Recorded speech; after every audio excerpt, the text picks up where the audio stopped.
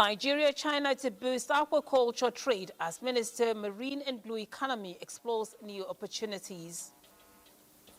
We follow up with the team and areas of mutual cooperation. National Primary Healthcare Agency Partners Development Commission for better healthcare delivery in the South-South region. But of course, the regional development commissions as well. We help you all to put it all together, and we back you up and push you along. NIDCOM lists collaboration as recipe for national development. So when each state recognizes and appreciates their diaspora, it's going to be a plus for the state. So you can see Cross River, the diasporas are also coming here. Good evening, I'm Lami Ali, live from Abuja. Welcome to the NTA Network News, bringing you the latest news and updates from across Nigeria. Tonight's show is packed with variety of stories. Hingino John Adams joins us live from Lagos, our commercial hub. Benny Adams brings you the latest from our business desk, covering market trends and financial news. And Bade Adeleye takes you through the sports highlights. And this newscast is streaming live on our website, nta.ng/live. NTA is also on X as NTA News Now. And you can also follow us across other social media platforms. Our handles are displayed on the screen. Now, let's dive into the bulletin. Leveraging the zero export tariff for products from Nigeria to China, the two countries are very close to signing a memorandum of understanding to have Nigerian aquaculture products exported to China. This came to the fore when the Minister of Marine and Blue Economy, Adegboyega Oyetola, received the Chinese ambassador to Nigeria, Yu Dunhai, at the ministry's headquarters in Abuja. Chukunonso Nwabweze reports. The visit, Adegboyega Oyetola said, underscored the growing recognition of the marine and blue economy as a critical driver of sustainable growth and the bedrock of the Nigeria-China strategic partnership. Your maritime, domain has developed over the years. We're just starting our own. This ministry was created barely 2 years ago, so we have a lot to learn from you. So I'm glad we follow up with your team on areas of mutual cooperation. With the capacity of creating 170,000 jobs for Nigerians and generating about $360 billion in its 45 months concession period, Ambassador Yu Junhai said the success story of the Lekki Deep Sea Port project under the Belt and Road Initiative and the upcoming agreement between the two nations in the aquaculture subsector demonstrated China's readiness to harness more investment opportunities in Nigeria's maritime sector. We are very close to the signing of an MOU between our two countries to have Nigeria aquaculture products export to China. That will promote the export of Nigerian products to China, and that will contribute to the job creation in Nigeria. The meeting, which coincided with Ambassador Yu's one-year anniversary as Chinese envoy to Nigeria, provided an opportunity for the two leaders to reiterate their commitment to building on the strong and cordial relationship. Chukunonso Nwabweze, NTN News. Similarly, Nigeria and the People's Democratic Republic of China, have expressed interest to collaborate in humanitarian affairs and poverty reduction.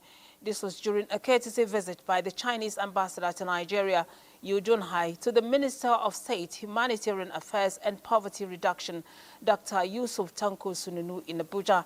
The minister, while acknowledging the good intentions of the Chinese government in partnering with the ministry, expresses Nigeria's eagerness to learn from China's experiences, with areas of collaboration to include skills to wealth training programs, capacity building for frontline workers, and prompt response in humanitarian assistance to vulnerable populations. The Chinese ambassador to Nigeria, Yu Dunhai, expressed his country's willingness to share expertise with Nigeria and gave assurances that the Chinese embassy is ready to partner with the ministry to achieve common goals. Partner to boost healthcare in South-South region. Now, those are the words of the National Primary Healthcare Development Agency as it partners with the South-South Development Commission to enhance healthcare development in that region. This collaboration was announced in Abuja by Dr. Muyi Aina, the Executive Director and CEO of the National Primary Healthcare Development Agency, during a meeting with Usoro Akpabio, the Managing Director and CEO of the SSDC. Dr. Aina reaffirmed federal government's commitment to ensuring every citizen has access to basic healthcare services.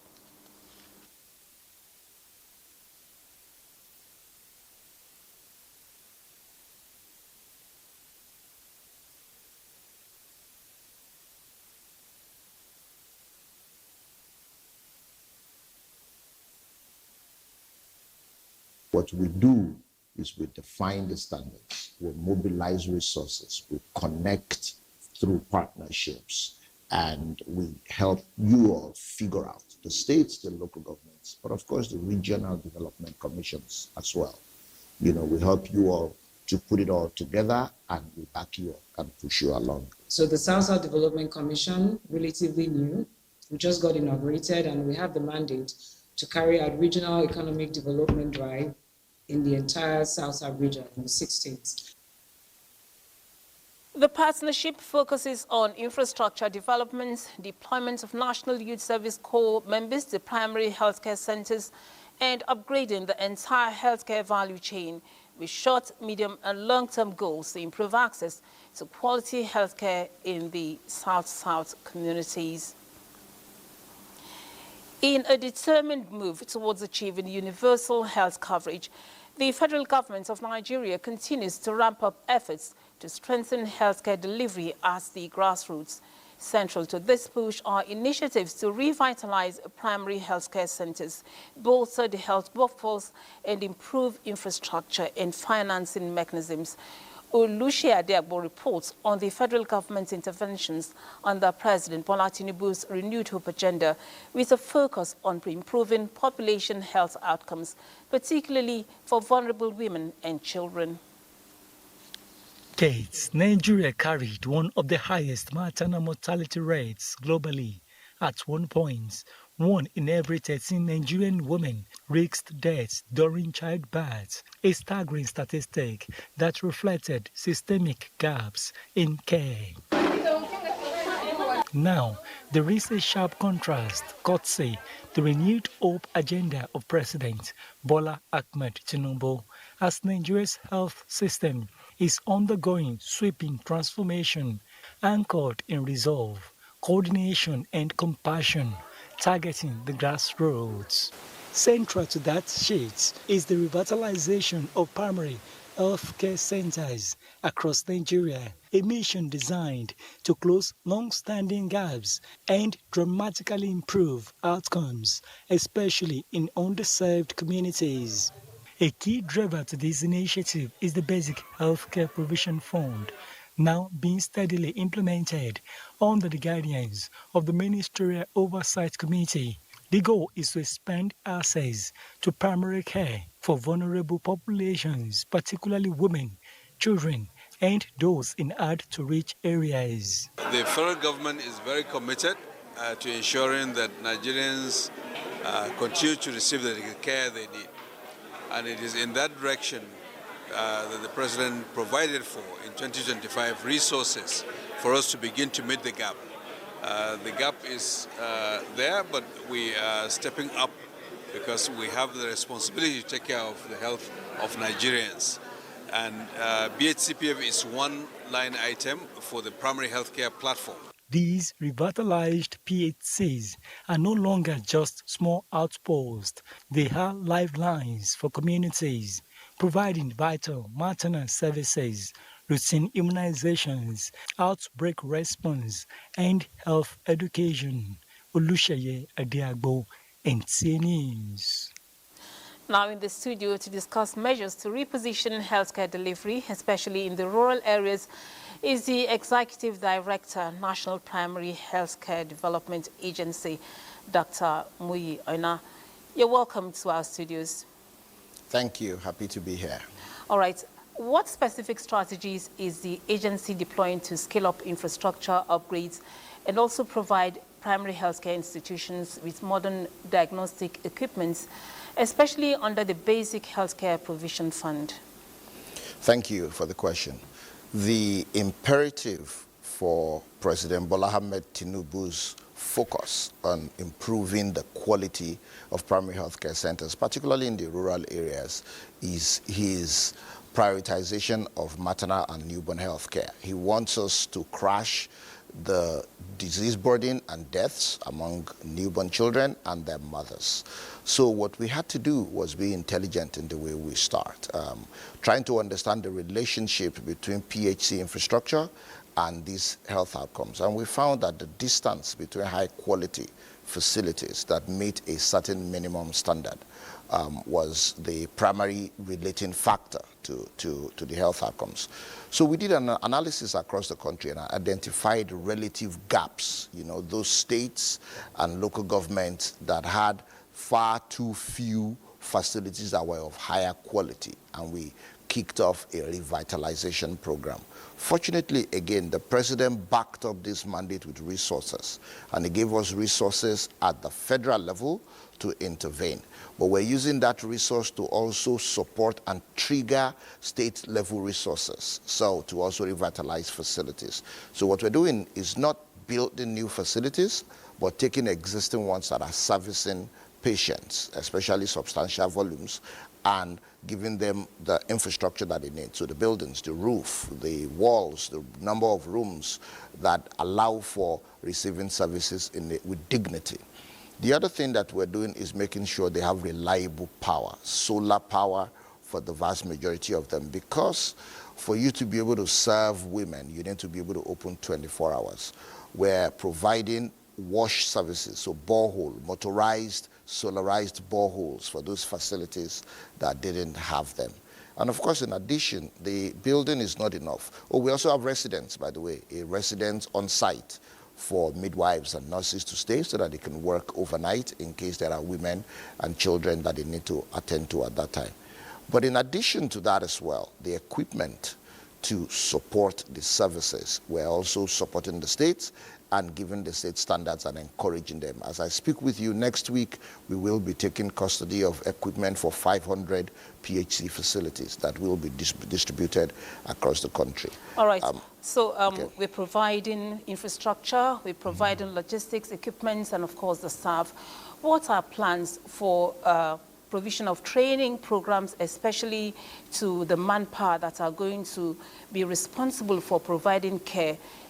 Will there also be incentives to attract and retain healthcare professionals in rural areas, looking at the Japa syndrome that Nigeria is confronted with? I think those are good questions. It's important to note that, yes, we've suffered quite a bit from Japa syndrome, but there's now talk of a Japada syndrome because we are having a more friendly working environment, and there's increasing incidence of people that are actually highly skilled health workers that were working abroad that are now relocating back to Nigeria. So we have gaps, especially at the primary healthcare level, and we're doing a number of things to fill them. The first thing is just even upskilling the people that are currently working in the health facilities. So the president, as you know, is the community health worker champion for African Union, and he mandated us to retrain 120,000, many of whom have not been trained in many, many years of working.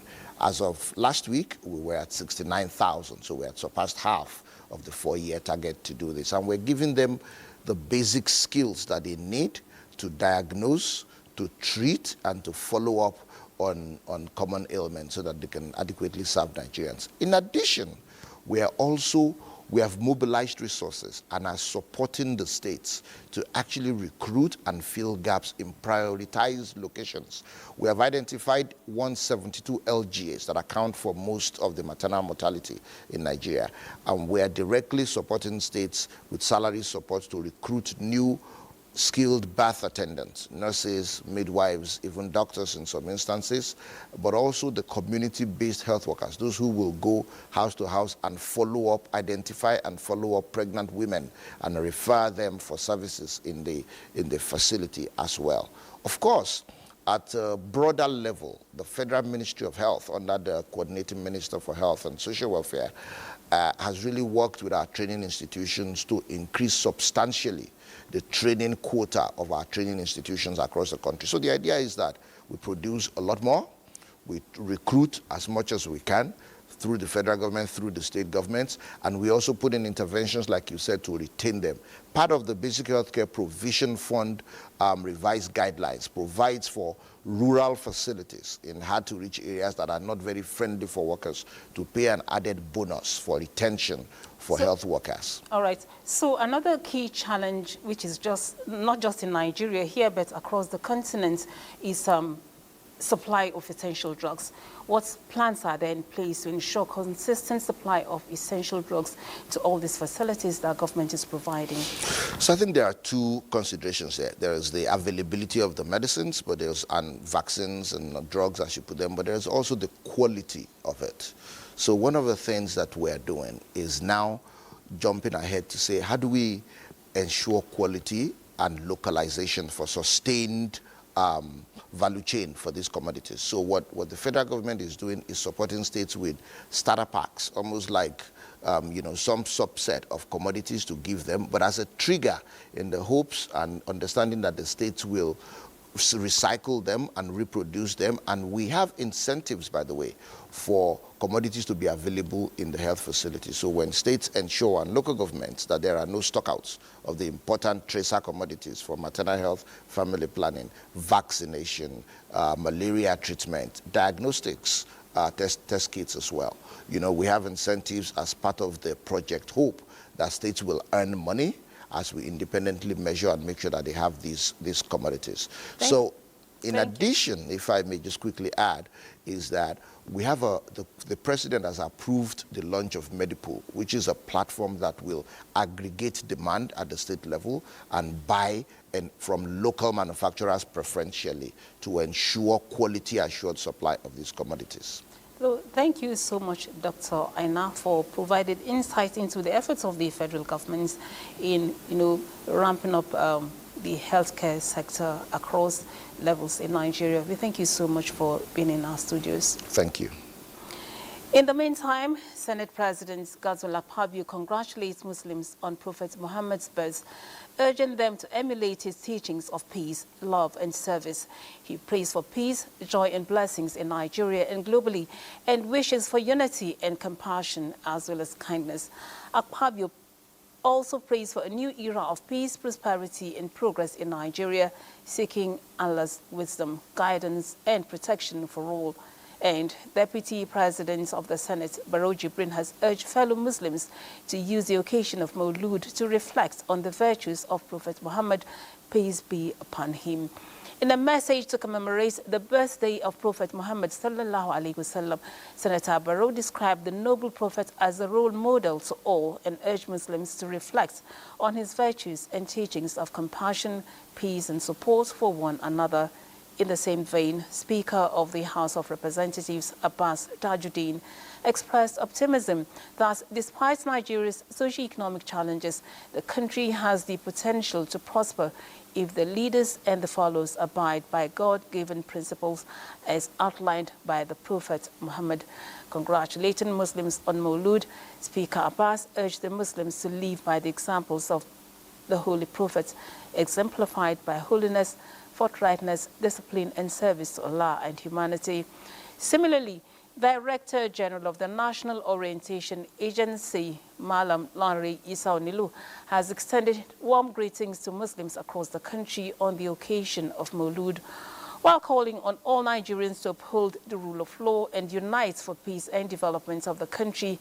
He urges Muslims to imbibe the spirit of forgiveness and draw closer to the noble life and teachings of the Prophet, which remain a guide for peaceful and upright living. Isa Nilu also says that unity among Nigerians remains a vital weapon in the fight against insecurity, stressing that when citizens stand together and actively support security efforts, the nation is better positioned to overcome violence, restore peace, and build lasting stability. And Bishop Stephen Adigbite, Executive Secretary of the Nigerian Christian Pilgrims Commission, congratulates Muslims on Eid al-Maulud, urging them to reflect on Prophet Muhammad's teachings of peace and compassion. He calls for prayers of unity, peace, and support for national leaders, improved security, and those affected by recent floods. Adigbite prays for lasting peace, prosperity, and a more egalitarian society in Nigeria. Now, Nigeria's First Lady Oluremi Tinubu has equally called on Muslims to sustain their prayers for peace, prosperity, and progress of the nation. She made the call in a message where she extended warm greetings to Islamic faithful across the country on the occasion of this year's Eid al-Maulud. She says the celebration commemorating the birth of the Holy Prophet Muhammad, peace be upon him, is a time to reflect on his exemplary life of humility, compassion, forgiveness, and devotion to Allah, and a reminder for them to embody these values in their daily lives, showing love, kindness, and unity to one another. You're watching news at 9 on the network service of the Nigerian Television Authority. We pause now to bring you some messages. Do stay. Ideals Hope Alive initiative for the greater good of all.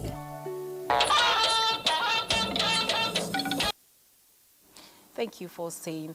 The Gosima Group is setting new standards of excellence in service delivery and organizational performance through a 3-day management and staff training in Abuja.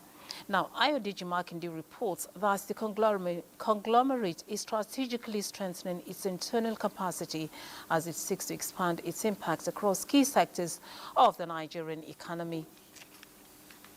In today's fast-evolving world, technological innovation has become a major force, reshaping every sector, an idea that forms the foundation of this leadership summit organized by the Gosima Group, with a strong presence in construction, real estate, healthcare, agriculture, and green energy.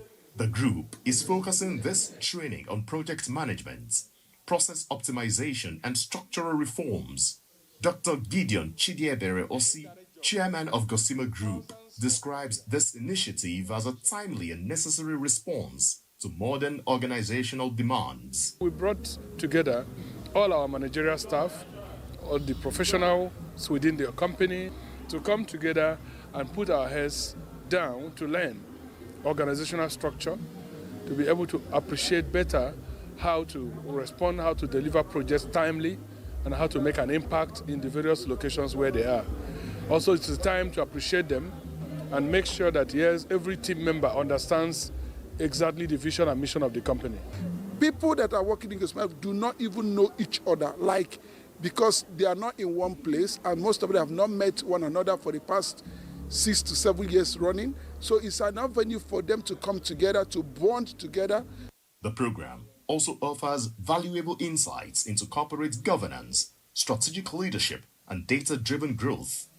As part of its forward-looking agenda, the Gosima Group is integrating artificial intelligence and technological innovation across its operations to drive sustainable development in the Nigerian economy.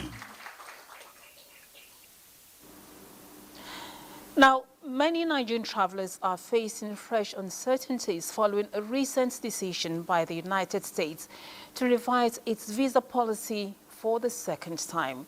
The new rules further limit the previously issued 1-year multiple entry visa to a more restrictive single entry permit.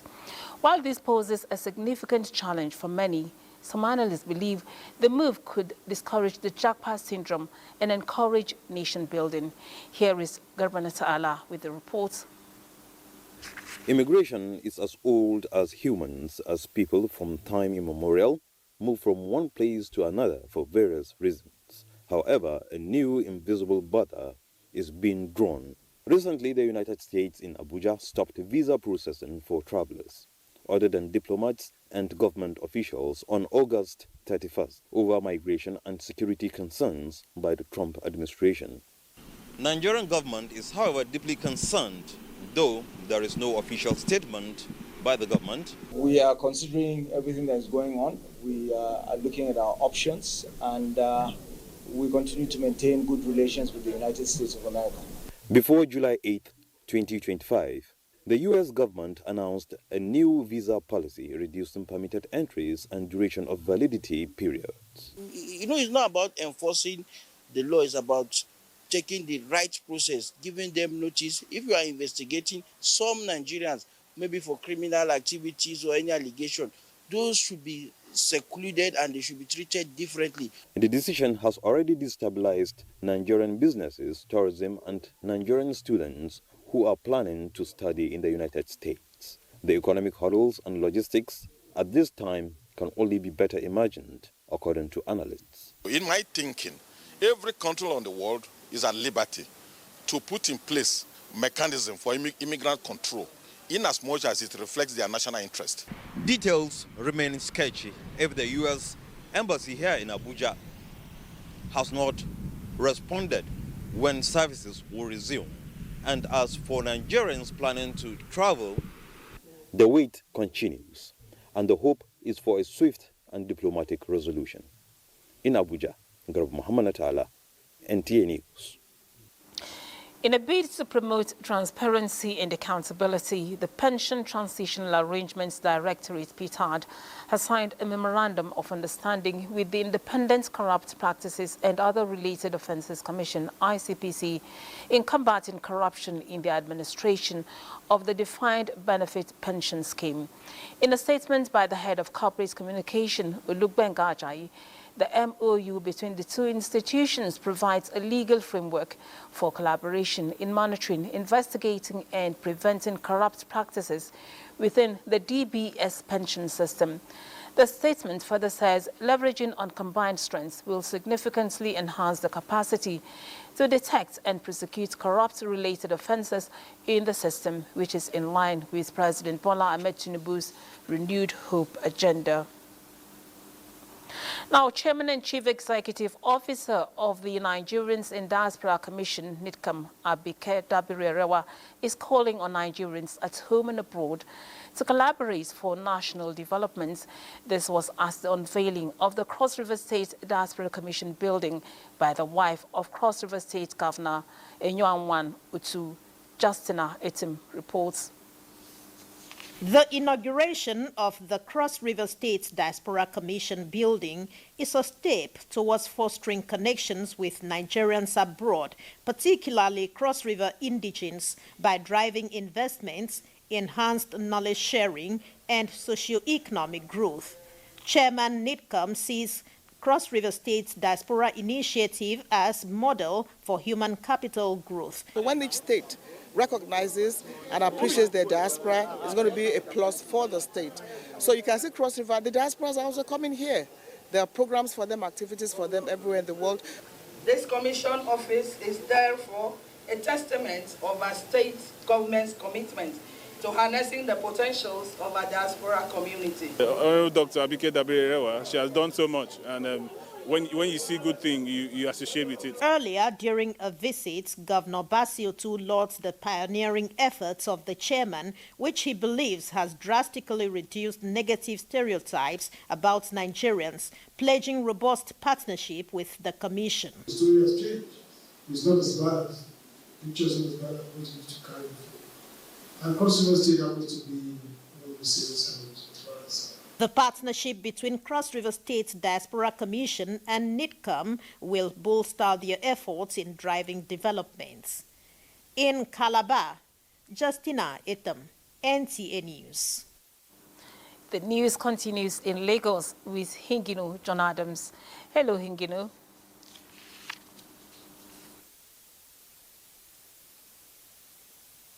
NTA News. The news continues in Lagos. Thank you, Lami, and welcome to Lagos. Idil Maulud from here. The Prophet Muhammad, peace be unto him, taught that the best among people are those who bring benefit to others. This timeless message of service and compassion is at the heart of Eid al-Maulud, the commemoration of his birth, which Muslims observe.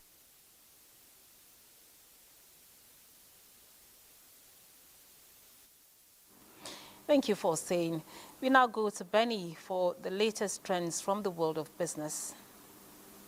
Kilami, and on business, we bring you up to speed with happenings in Algiers as market leaders at the ongoing intra-African trade fair have emphasized the need for a cohesive market, strategic investment, and supportive platforms to enable Africa's innovators to thrive.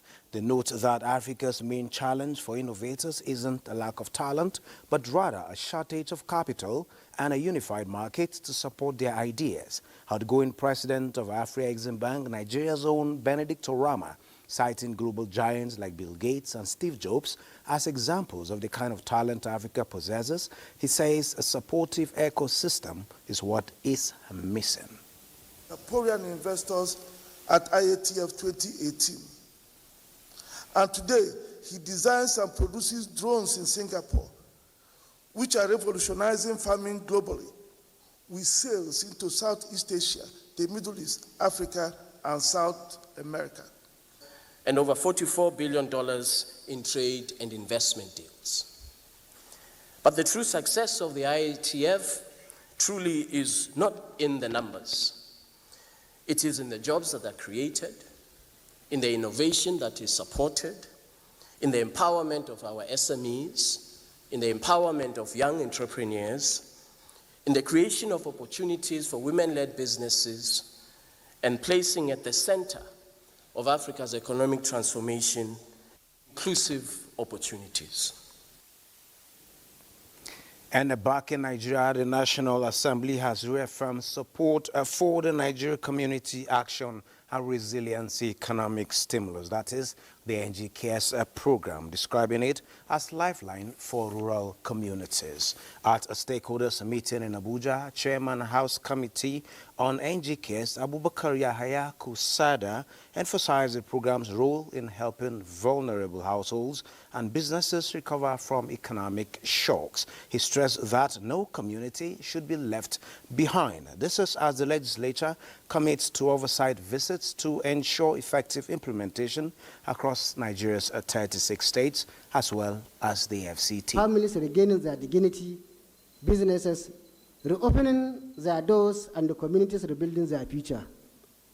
Let us remember that our success will not be measured by policies written or speeches delivered, but by the lives we touched and the opportunities we created. It has become very, very necessary, very crucial at this stage for us to hold this marathon meeting, because the federal government has given all the necessary approval after the World Bank has cleared the NGK's additional financing. And what remains now are the kind of thing that we are doing at the Generic Operations Manual, which is a fundamental document that states are supposed to submit. And now a look at commodities markets around the globe, being the fact that it was public holiday in Nigeria, but oil extended decline into the third session this Friday, heading for a weekly loss for the first time in 3 weeks. Let's take a look at the numbers at this time. Well, this is it on business at this time. Lami, you can take it from here. Thank you, Benny. Now, the Forum of North Central States says it is pleased with various economic and security reforms undertaken by the present administration of Bola Ahmed Tinubu under the renewed Hope agenda. The party chairman, under the president's milestones in areas of economic diversification, floating of the Naira, security, removal of fuel subsidy, and various youth and women empowerment programs are what the chairman commends the president for. Yes, they are so happy because the allocation they are getting now is about 3 or 4 times more than what they were getting. It is because of the bold step taken by our leader, Bola Ahmed Tinubu, for the removal of the oil subsidy and the floating of Naira. And at the same time, when we are talking about insecurity all over the country, it's not peculiar to North Central states. And we can see what the government is doing by combing every nook, cranny, and corners to ensure that these people are pushed out. So with God on our side, it will soon become an issue of history. Thank you. The North Central leaders of the party appealed to Nigerians to continue to support the various economic initiatives for accelerated recovery and growth. Now, human societies have continued to witness the widening of class divide, as many believe that the current economic situation has effectively eliminated the middle class. However, a simple noble act has been identified that can have a profound impact on bridging this gap, address security challenges, and make the world a better place. Now, this simple gesture is the act of giving charity.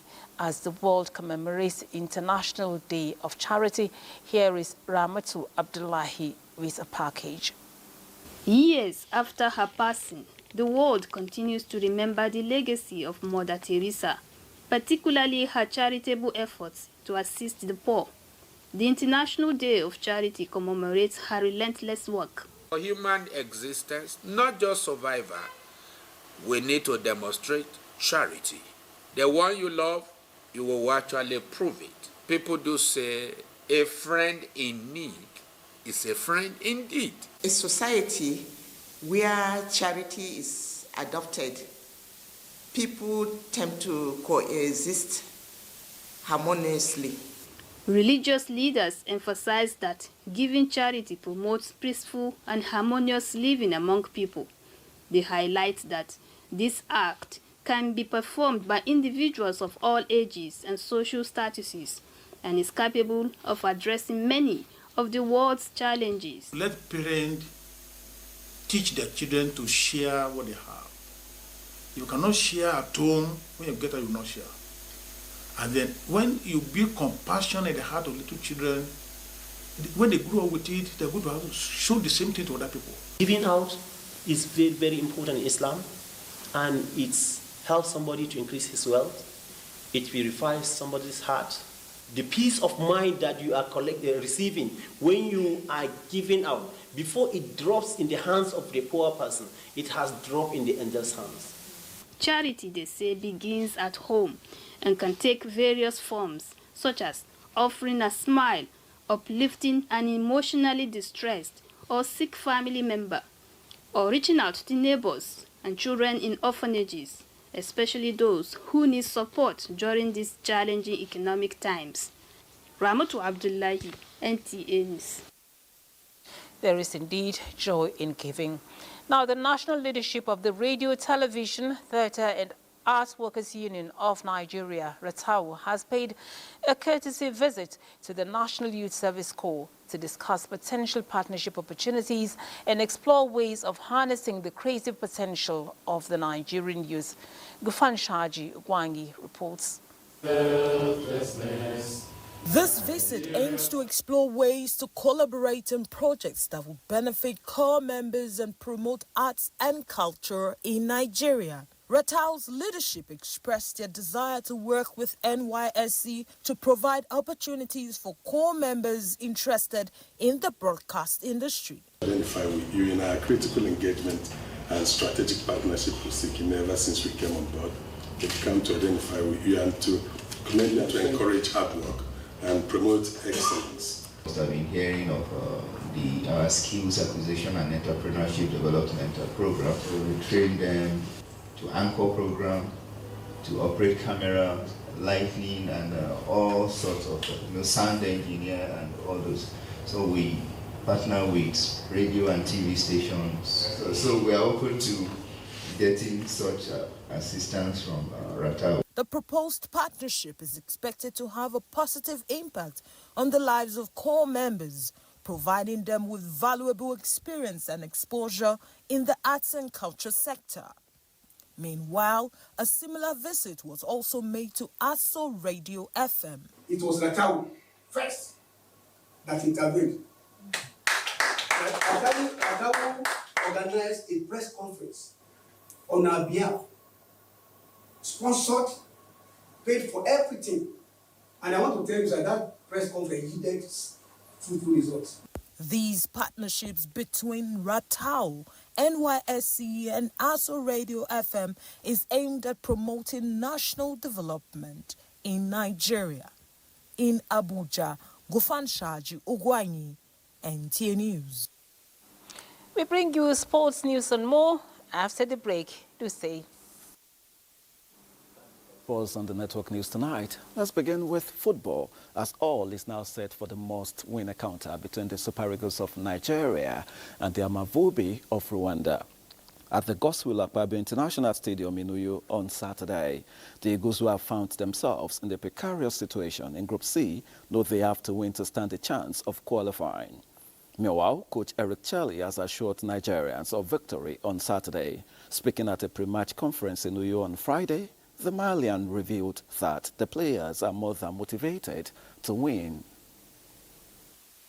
After this game, I will see what happens. But we need to be focused on this game. The only thing is winning at home. We are really focused. We know what to do. We have worked, prepared the right way. And I think you get confidence from good preparation. And that's been very good this week. And now it's left for us to talk on the pitch tomorrow. While Nigeria's hopes of qualifying for the 2026 FIFA World Cup in the Americas continue to fade, following South Africa's 3-0 victory over Lesotho earlier on Friday. The result leaves Hugo Brous's side on 16 points after 7 matches, 5 clear of second-placed Benin Republic, who are on 11 points. Rwanda follow with 8 points. Nigeria sits in 4th place with 7 points and face Rwanda on Saturday evening. Away from that, let's let you know that the stage is set for the closing ceremony of the 9th edition of the National Youth Games. Of course, the closing ceremony is scheduled to take place on Saturday, September the 6th, at the Stephen Keshi Stadium in Asaba, Delta State Capital. Ahead of the closing ceremony, the final set of competitions will hold. And of course, these include 4x400 meters male and female, 4x400 meters male and female, and of course, 4x400 meters mixed relay, as well as the medley relay, male and female. As at now, Team Lagos holds sway at the top of the medals table with 49 gold, 30 silver and 24 bronze medals. Edo State sits second with 33 gold, 14 silver and 27 bronze medals, while host Delta State ranks third with 31 gold, 36 silver and 35 bronze medals. That does it on Sports Tonight. Let's now return to Lami. So wrap on the news for tonight. We thank you for being a part of it. Happy Maulud and Nabi, and have a good weekend.